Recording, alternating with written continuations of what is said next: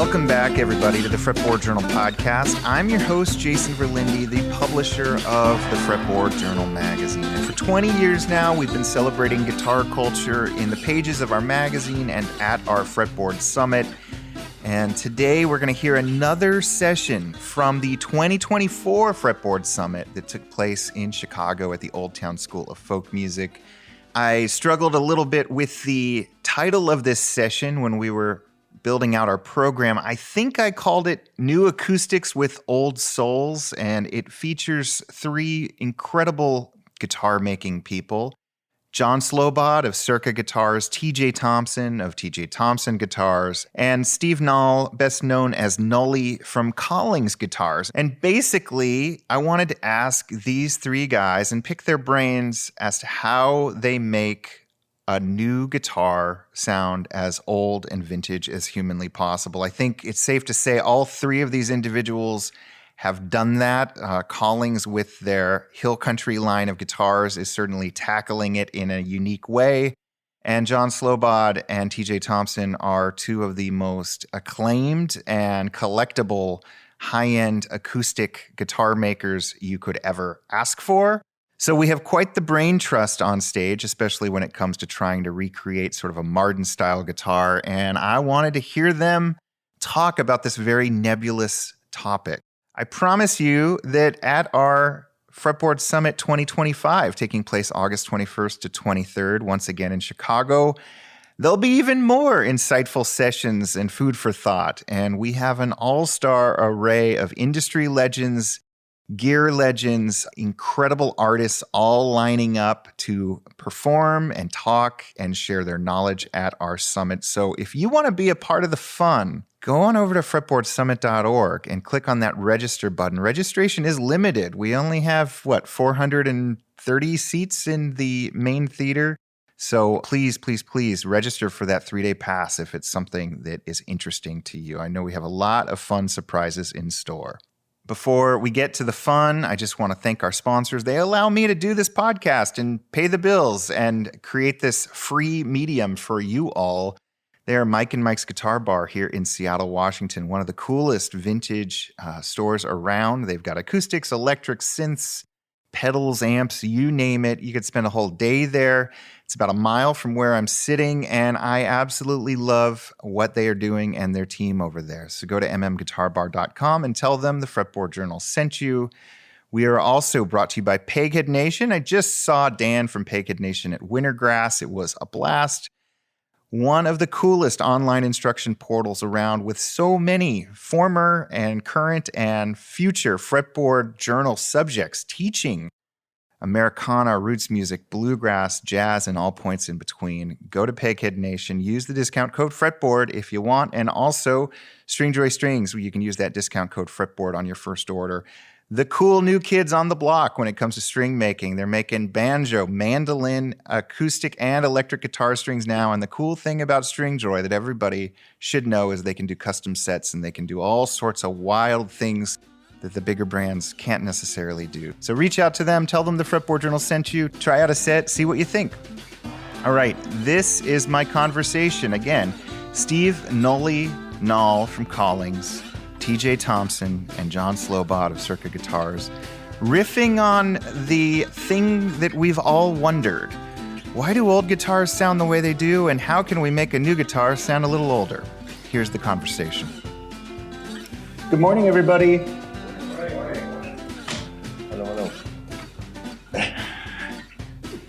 Day 3 of the Fretboard Summit. We've got a full day, though, so pace yourself. I'm trying to. When we do these events, which we've done now, this is our 5th Fretboard Summit, technically, oftentimes there... Thank you. Oftentimes there is a wealth of information about vintage guitars. We have people doing repair panels. We often have TJ and Mark Stepman at Folkway Music talking about the magic found in those instruments. And as I was looking at our lineup, I was looking at who signed up when I knew that John Slobod from Circa Guitars was going to attend. And of course, Collings and TJ, as always, my instinct was like, maybe we should have a Q&A where we all field all those questions, or as many as we can, for that nagging thing that I think we've all thought about, which is like, how do some builders get a little bit closer to that moving goalpost of like making a new guitar sound like these old guitars we cherish so much? And what is that little nth factor? And I figured these three, more than maybe anyone else at the summit, could maybe pontificate for 45 minutes on this topic, and maybe others. So this is a chat about new guitars that maybe have an old soul, or the mojo of those old guitars, or at least get a little bit closer than what we think of than factory built brand new Dreadnought or whatever. So does that make any sense at all? I'm just kind of rambling. It's like a word salad. Yeah, exactly. So let's just start by having you three introduce yourselves and how long you've been in the guitar game. Start with you, John. I'm Slobod.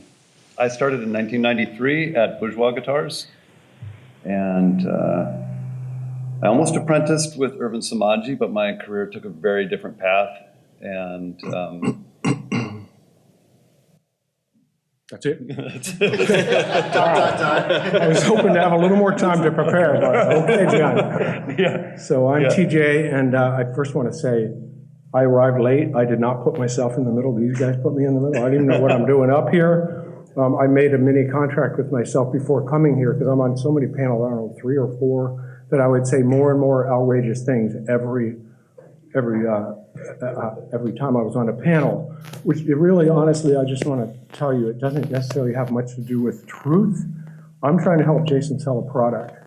And so the stuff that comes out of my mouth, just take it with a grain of salt. But I'm here to help him sell the summits. That's really why I show up. So thank you all for being here. And you folks at home as well.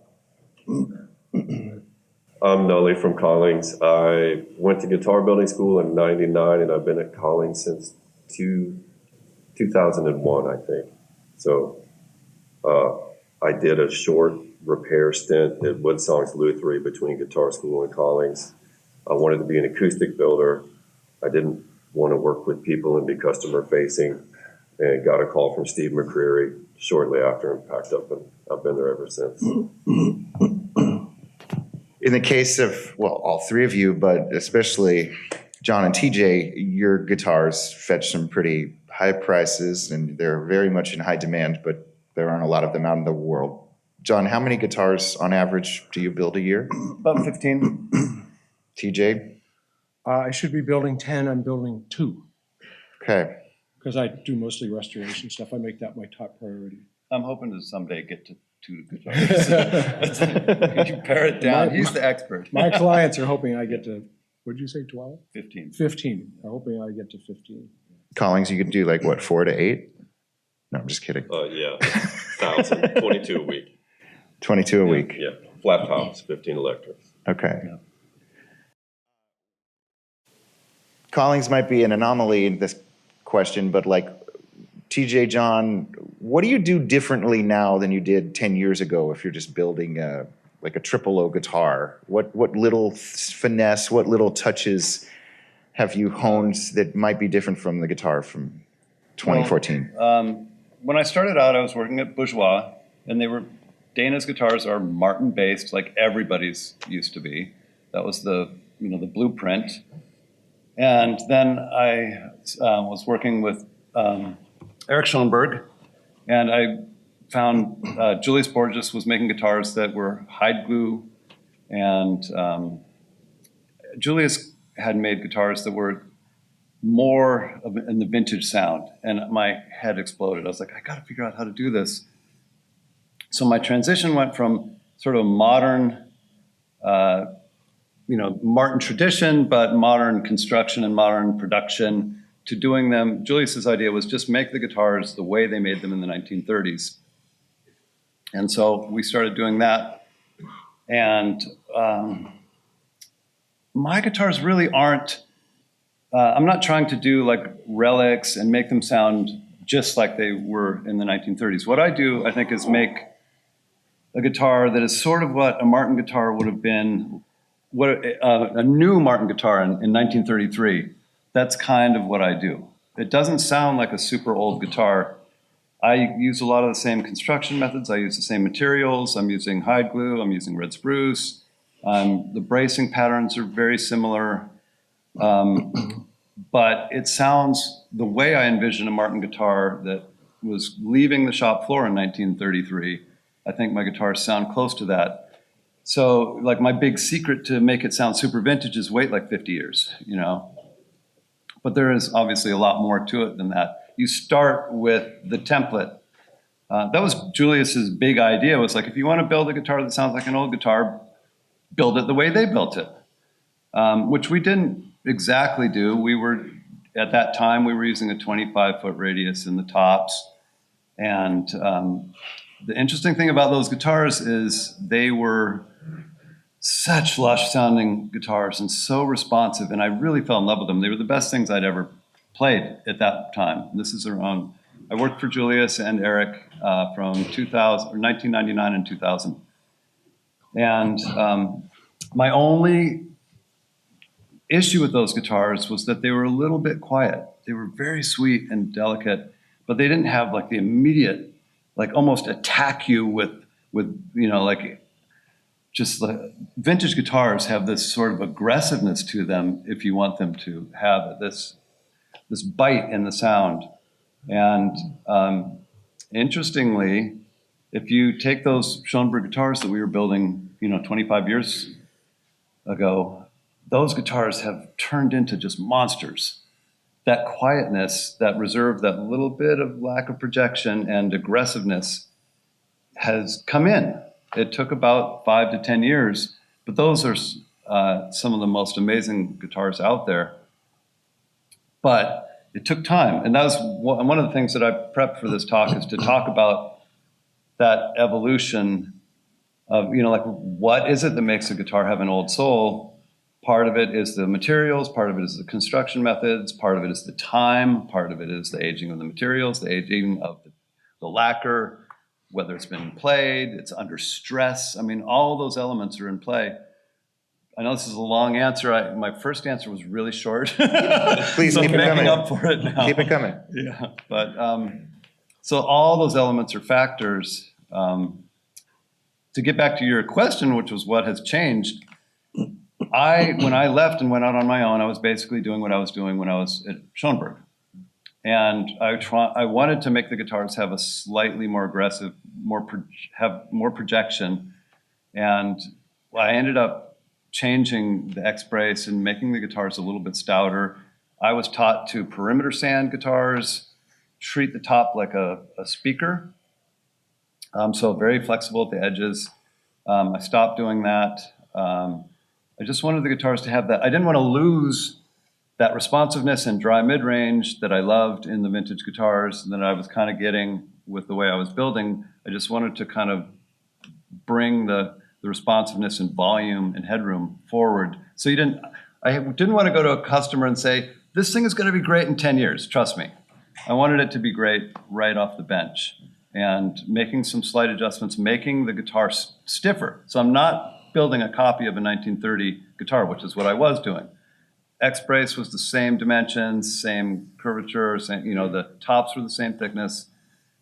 But by not building it the way they built it in the 30s was how I actually got closer to how it sounded after 60, 70 years, which I don't know why it took me so long to kind of move in that direction. But I think TJ is funny because he builds them just the way they built them in the 30s, and they already like bounce off the fucking bench like they're alive. Yeah, how do you do that? Yeah. On to you, TJ. I'm a lucky guy. I get to see everything John makes because he drives down from Portland, Maine with his guitars. I have a pluck machine, and John he's so dedicated to having them be the best they can possibly be. He'll drive 2.5 hours down to my shop to put a guitar in the pluck machine. I love that about this guy, and hats off to you, John, for your commitment to excellence. I didn't have to buy a $1 pluck machine. Thank you. Happy to help. So I was first going to say nothing. Nothing is different because at the second summit, which was my first summit, I saw the first guitar I made. The guy lived in San Diego, and he came to the summit and he brought the guitar, and I couldn't believe it. It was exactly like the guitar I make now. Nothing different. So that's my first answer. But I have to tell you this. I'll try to make it quick. But I talked to one of Nully's co-workers yesterday and had this long conversation with him. And after I was done with this thought experiment, I realized I should have saved it for this morning because it was really this topic. He put a couple of your guitars in my hands that you guys were like you had clients who want to have more of that vintage kind of Martin tone. And they're frustrated, they want to get that out of their Collings. And so you guys are sort of trying to do what Jason is asking. Mm-hmm. And so he put some of those guitars in my hand and asked me that question. And I thought, how far do I go here? And I just decided to go for it. So I'll just talk you through what I said to him. I said, you guys could actually do it, but I haven't seen anybody who's like opened their vision and perspective enough to imagine what I was talking about, which is a company like theirs thinking ahead 5 years. I'm getting to my sort of secret sauce, which is, and the thing that's changed is back in those days when I made that first guitar, I could keep that guy waiting 6 months. Then it got to be 8 months. Then it got to be 9. Then it was a year, and then it got to be 2 years. As my reputation grew, people were willing to wait longer and longer. And now they seem to be willing to wait years and years. So part of the secret I was suggesting is make the guitar 5 years in advance. See, they can't imagine it. I've been talking about this for years about cutting your wood, procuring it in advance. The wood that I use, I cut in 1991. But here's really my secret sauce to this is I'm using the same tree. And that's what I would recommend you do if you can. It's out of the question for these guys. It's not out of the question for this guy. But if somebody orders a guitar from me and says, I want an Engelmann top, and I call Stu Mack and say, send me an Engelmann top, I have no idea how to begin. I don't know what I'm doing. I don't know this tree. I don't know how it was cut. I cut this wood in 1991. I know how it was processed. And so I know how to manipulate the variables. So I have my clients send me a CD of their favorite guitar players, their favorite music. That becomes the guidepost for how I make that guitar for them. I listen to that CD and that music as I'm building that guitar.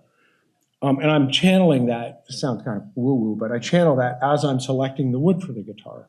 So it's an acknowledgement that there's something way greater than me at work here.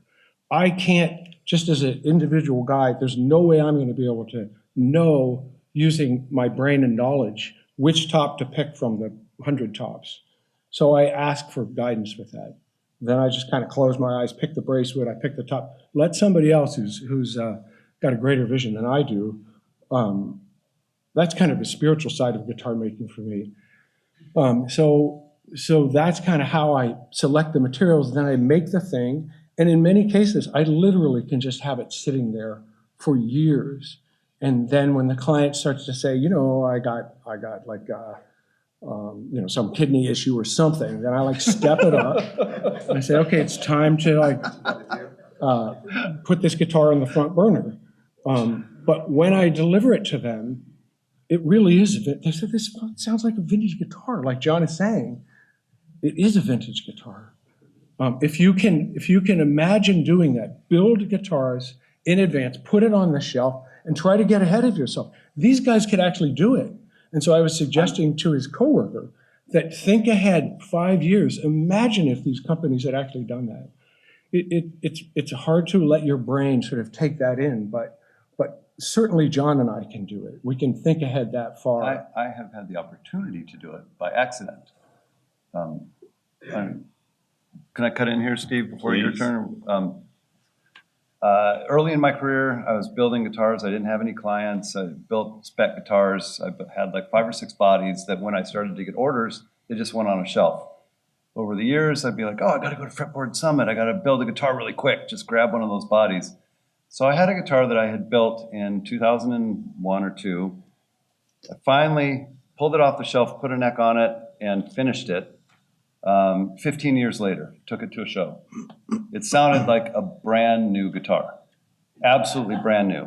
Didn't sound any different from any other guitar I had. It not only had the wood been aging, it had been in the structure of a guitar. So Second example, I had a body that I built for Eric Schoenberg and Julius from 1999, which I assembled 2 or 3 years ago. When the Schoenberg thing fell apart, there were a couple bodies that were kind of stragglers that just got left behind. And a buddy of mine had one, and I bought it off him. I said, hey, I built that thing. I should probably finish it. That guitar is unusual because it had lacquer on it from 1999. That guitar sounded old from the moment I strung it up. It had 20-year-old lacquer that had been shrinking. It didn't have any string tension on it. It had never had a neck on it. And so that one had a character, like a dryness. I mean, it really sounded like it had been strung up for almost 20 years. It was crazy. So I wasn't finished. Oh, so, okay, go on. Do you mind if I go on a little bit sorry, more? please. Okay. So, so this, John just made my point that, a lot of the stuff that comes out of my mouth is not necessarily true. I would argue 70% of it, my ex-wife would say much less, that 70% is true, and you get to decide which is 30 and which is the 70. But I just wanted to tell this quick story that I had one of the top 3 guitar companies on the planet send me their top guitar as a gift, just like their highest model as a present. Just showed up at my door. I was like, whoa. I was just taken aback. It's beautiful. There was one problem. It sounded awful. And I wanted to return this gift by showing it to the high-end clients coming through my shop and help them sell product. And I didn't know what I was going to do. What do I do with this? I couldn't get a musician in my shop to get through a song. It was that bad. No one ever finished playing one song on that guitar. So here's the important piece of that story. I just put it in the closet. Every year I take it out and I play it. It's 5 years later now, and it's actually a good guitar. It's really interesting. This awful sounding instrument is just getting better, just sitting there in my closet, which to me kind of reinforces what I was saying. And I don't know how to explain that one guitar that didn't sound good when you let it sit around for all that time. Yeah. Because the wood is aging. The wood is aging, but to me, I think one of the biggest factors is string tension on the top.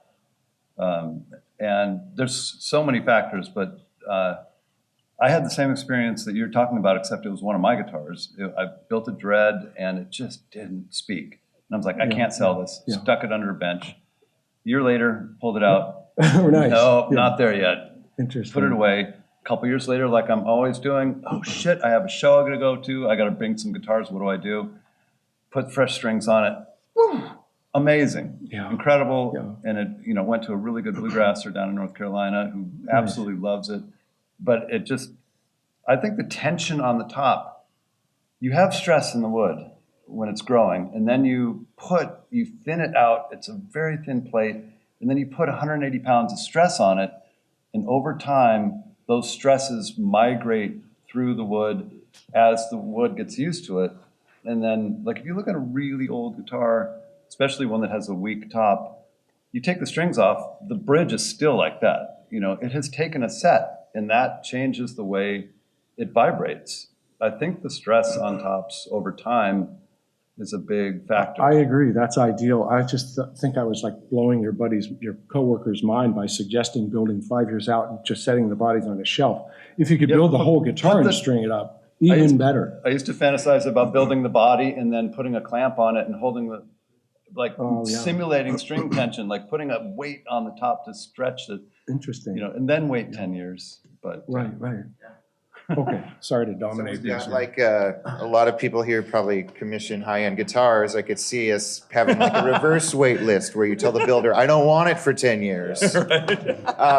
Nully, you guys have some new developments and stuff where you're trying to get more the builder's choice, all this stuff. Why don't you riff a little bit on what you guys are doing on a larger scale? Well, it occurred to me what these guys were talking, that we have sort of the opposite problem where our customers aren't clamoring for a more open guitar. And that's something, it was after 20 years of playing Collings guitars that are known, and I don't mean to denigrate it, I love our guitars.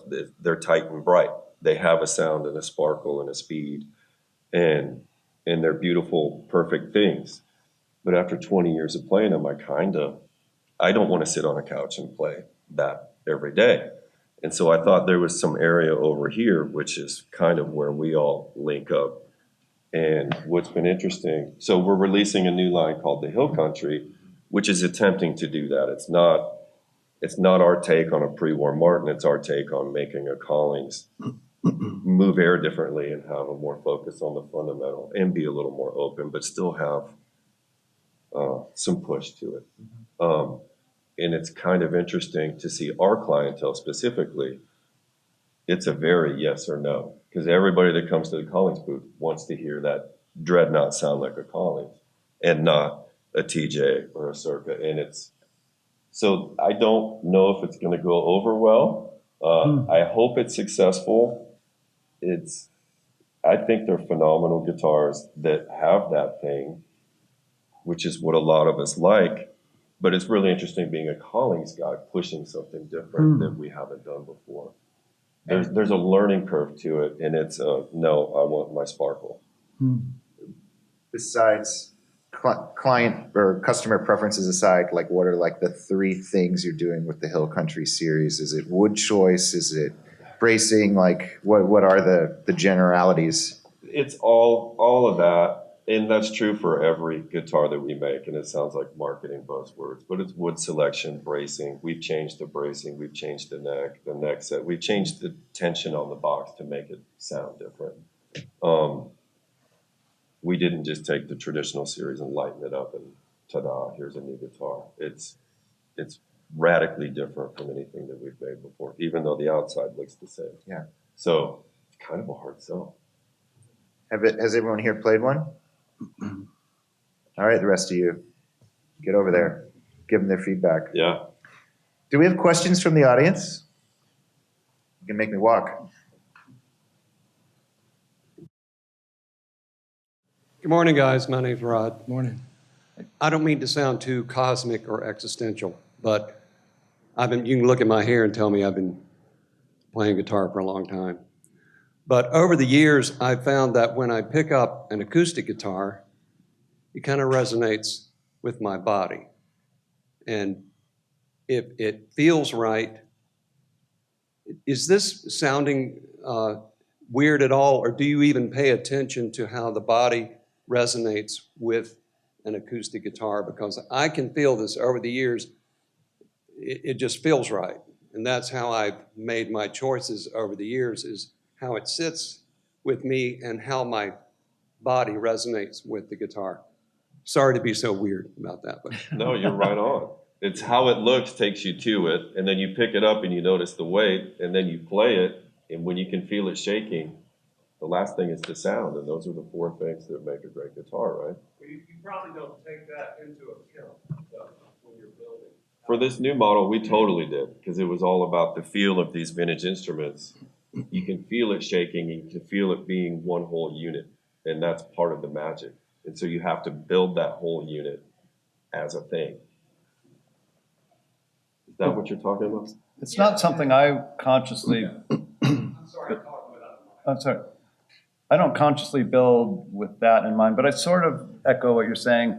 What attracted me to Martin's was the holistic part of it. You know, the aesthetics, the curves. They paid a lot of attention to the curves. They kept their ornamentation simple and elegant, and you know, the whole thing was great. The weight of it, as you said, and the way it vibrates, but mostly it was the sound. That's what I'm driven by. And you know, there's amazing instruments out there. Modern builders are building these things that weigh like 50 pounds. You know, they've got like laminated sides and backs. They're trying to isolate the top. They don't want the box moving at all. A lot of classical builders build that way, which is interesting because the Torres tradition is featherweight. But so there's a lot of ways you can do it, but that's part of the way you're relating to it. And I think people who are into vintage instruments, you know, we feel the same thing. For me, it's mostly the sound, but that's part of the mojo for sure. I'm not sure I understood the question, but this gets back to why I use the same tree, if I understood the question correctly, because I want to understand what variables I'm juggling before the guitar is finished. because once it's done, there's not a whole lot I can do, and I want to be happy with it when it's strung up. I don't want to say, oh, I got to put this under the bed for a few years. Yeah. This is not something that would be in your control.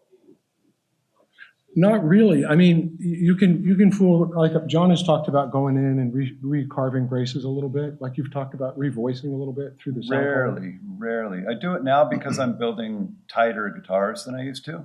So that gives me a little bit of flexibility to do that. But for the first 15 years of my career, I didn't, because I was building so light already. I'm like, you don't go in there and fuck with that stuff. Yeah, really. I mean, the interesting thing about your question, if I understood it right, is we'd have to look at that guitar, and then we might be able to, like, for instance, Mark Stutman has lectured on this, about the way it's set up and the way the nut is attached, the way the saddle is attached in the bridge.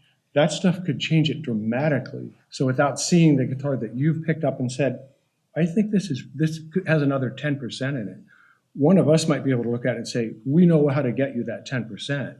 So you can't necessarily judge that instrument based on your immediate response to it. It may be a setup issue. It may be that if the saddle, I mean, I have changed saddles like a 64th of an inch, and the guitar went from not terribly interesting to like crazy good. It's terrifying to realize that you could make that small of a change and see that kind of a dramatic result. It's at once terrifying and thrilling and exhilarating. But, you know, if you just talk about one guitar, it would be interesting to like go through that process. And maybe we could do that on stage someday at one of these summits. Just have somebody bring guitars, put it in our hands, and then talk about, you could maybe make this alteration. This bridge is 3/8 of an inch thick. It's too much of a driver, this particular top. See, I don't really claim to be able to answer questions like this unless I see the top before it's on the guitar. Like, that's what I say to people in terms of strength. They say, can I put mediums on this? I'm like, I can't answer that anymore because they put braces on it. Once the braces go on it, you can look for clues, but I need to flex that top before. If I flexed it before, I got all kinds of information I can offer you. Yeah. But you're talking about a guitar that's built, all bets are off. All right, we got one more question. So, hi, my name's Bill. A lot of the focus seems to be on in the industry to make it. So, Bill, I apologize. I need you to shout. Oh, sorry. My hearing's blocked up from flying out Is here that from better? Boston. So a lot of the focus on making guitars sound old in the industry seems to be on the tops, you know, using old tops, using torfaction, et cetera. But I think in last year's Fretboard Summit, you mentioned that you cut your braces 15 years ago, which is something that not everyone can do. So I'm wondering how much of making a guitar sound old isn't just the top, but it's even cutting the braces in advance, or, you know, finding wood that has the density of old growth wood. You know, it's all of the above. Was the question how much the top influences there? No, everything else, like the you top? know, finding old, you know, Honduran mahogany that has the density of old growth wood. You know, like, is it harder to find wood today that has the same characteristics of wood from? Yeah, I'm not looking for wood today because I already cut mine. Yeah, But I maybe, mean, old wood is nice, and torfication, you know, is like the big thing in the industry right now, and it really does change the character of the sound a lot. You know, not necessarily in a great way sometimes, and it does reduce the mass of the tops, and they do sound older to me, torfied tops. One of the things that's beneficial if you want a vintage sound that torfication can do is it can take some of the sustain out of it. I think we have to kind of decide or talk about what does it mean to have a vintage sound. We haven't really done that. To me, the vintage sound, I mean, it can be defined a lot of different ways, you know, a pre-war Gibson, a pre-war Martin, and 50s guitars, you know, 70s guitars, they're all different. But as far as the tops go, the torfied tops, you do get a fast response because there's less mass in the top. But to me, the thing that gives it a slightly more vintage sound is the mid-range comes forward and the sustain is a little bit less. To me, vintage sound is about mid-range, and you lose some of that sparkle and sustain and complexity. So you get a dry clarity. And at the same time, the analogy I use is like blue jeans. You get new jeans and they're stiff. You got to break them in. An older guitar has this sort of lived-in feel right from the get-go. You put new strings on an old guitar, it doesn't have that new string clanginess, and you usually want to break in a set of strings. It won't sound that musical when they're brand new. Old guitars, are similar in that way. And old wood will help you get there a little bit. But as I said, earlier in the talk, I had this body that had been built 15 years earlier, and it sounded like a brand new guitar. So the aging of the wood wasn't enough to really do anything. I even had an opportunity once to work. This is a fun story if you want to look at an old fretboard journal. My buddy Joel Eckhouse had an 018K that he found in an abandoned plantation from like 1927. It needed a new top. Long story, which you can read about in the Fretboard Journal. Dick Boak gave an old Koa top to Dana Bourgeois when he was working down there. Dana gave it to Joel. Joel was able to retop a guitar from 1927 with wood from 1927. And even freakier, it turned out to be from the exact same board. Totally wild story. That guitar sounded like a new guitar when it got retopped. My mind was blown. I was like, well, fuck, this old wood stuff doesn't really, I mean, if this top doesn't sound old, what the hell? That doesn't mean to say old wood isn't changing. It really is. It's, it's lighter. It's TJ's always talking about old bridge plates. Yeah, it does change, but there's so many factors involved. So your question about it really is a gigantic mix of things, like the finish drying and aging, the finish checking opens things up differently, being under string tension, being played. That's another thing that's really hard to measure. People say, well, does a guitar that gets played a lot sound different? I don't know how to test that, but probably. But one thing for sure is that in my experience, the string tension is a big factor, and the finish. The lacquer itself, being older, really makes a difference. I thought you were asking what percentage of the top has to do with the vintage sound. Like, how much does that contribute to it? And that's, I was going to say, I'd Right. say 80%. Yeah, That the top totally. is Yeah, 80%. maybe 90. Yeah. Yeah. So that's why I would suggest that you try to find wood that's been around a while. Maybe a luthier who has 200 tops and they know they're only going to use 50 of them. Maybe they'd be willing to sell some of those. So Nully, did you want to chime in on that? Yeah. The last part of your question about can we still find good wood, the wood's changed over the last 20 years of my career. So it is getting harder and harder to find the good, light, crispy stuff, which changes our approach to the construction of that, especially when you're making 1,000 a year and the customer in St. Louis wants the same D2H that he played in Boston at the Emporium. It's kind of a different game of managing.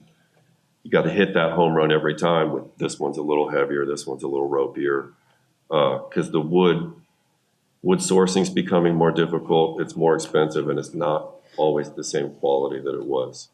But yeah, I agree with all of that adds up.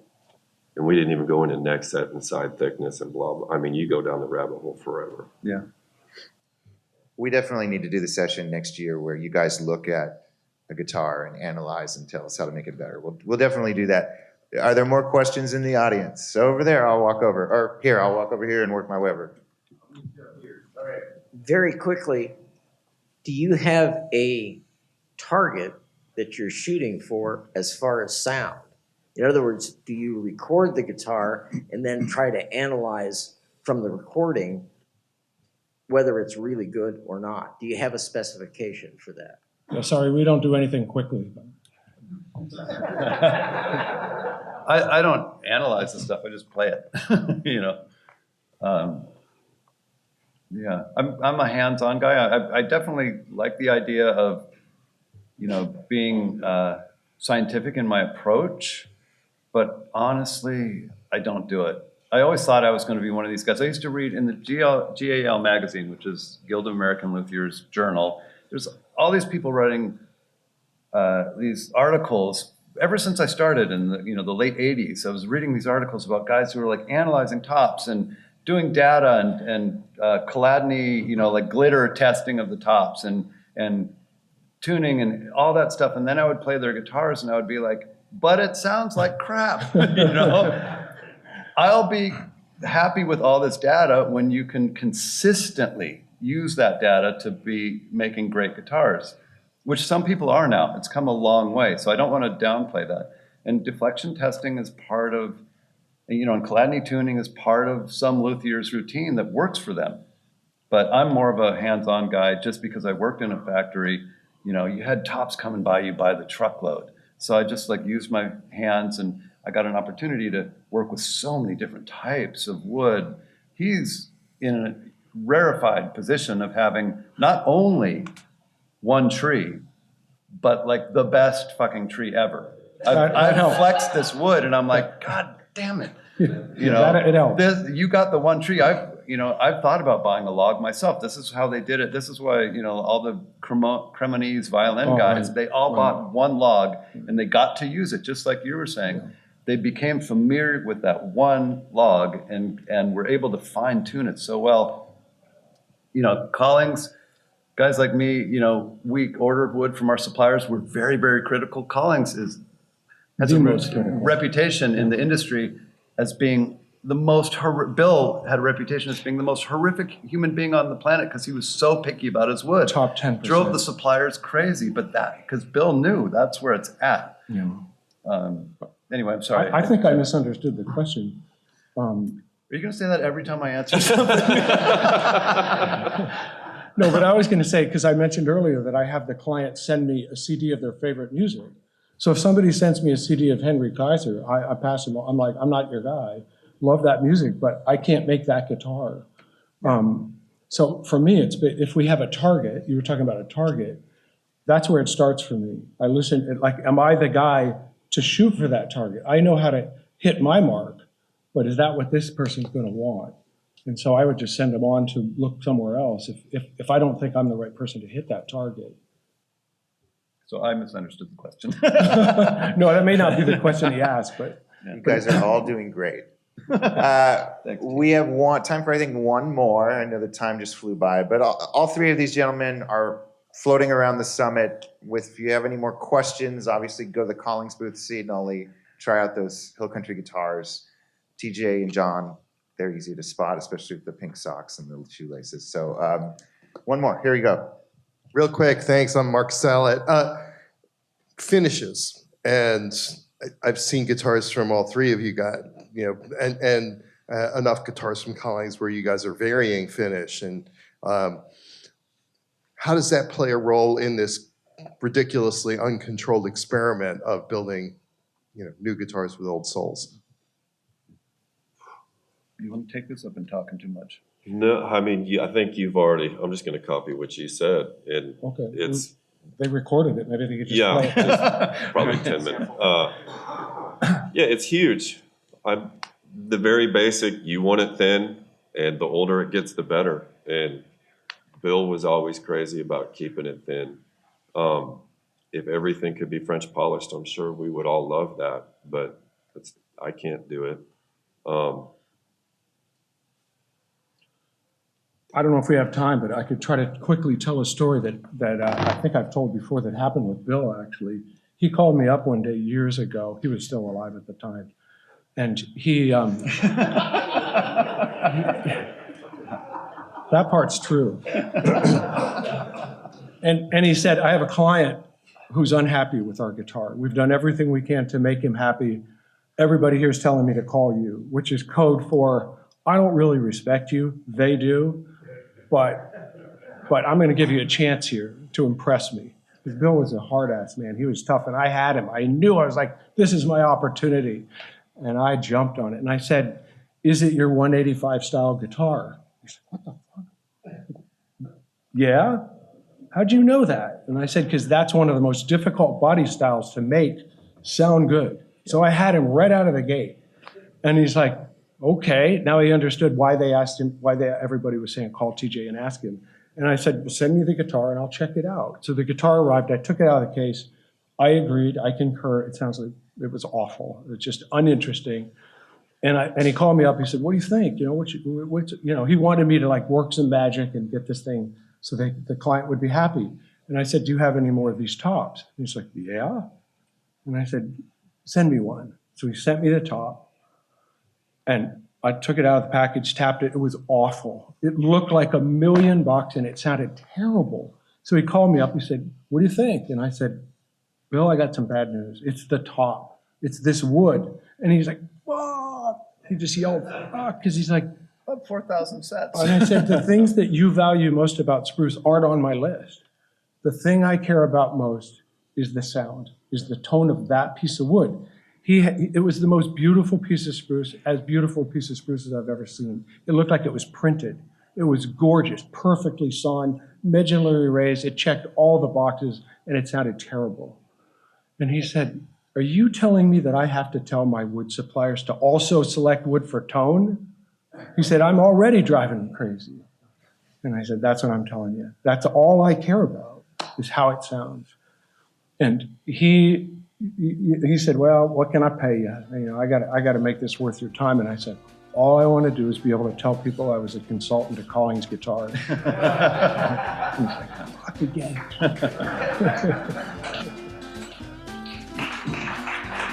All right. Well, we did it. Joan Slobod, TJ Thompson, Nully, thank you so much. Thank you, Jason.